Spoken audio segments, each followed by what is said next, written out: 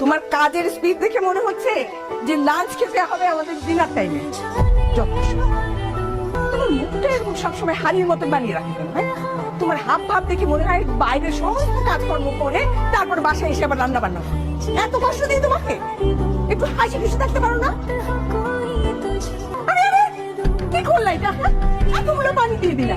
তোমার বাবা যে এত ঝোলানা তরকারি পছন্দ করে সে তুমি জানো না? এতদিন ধরে বলছি তোমাকে। আচ্ছা, তোমার মন থাকে কোথায়? হ্যাঁ, এতবার করে এক একটা কথা বলি তারপরে তুমি এগুলো মনে রাখতে পারো না? তোমার মনে কফি বসাও, তবে সরাও।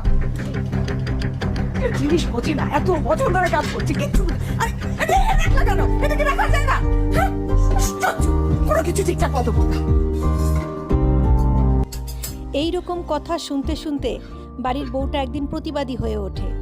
তখন বাড়ির বউ হয়ে যায় খারাপ।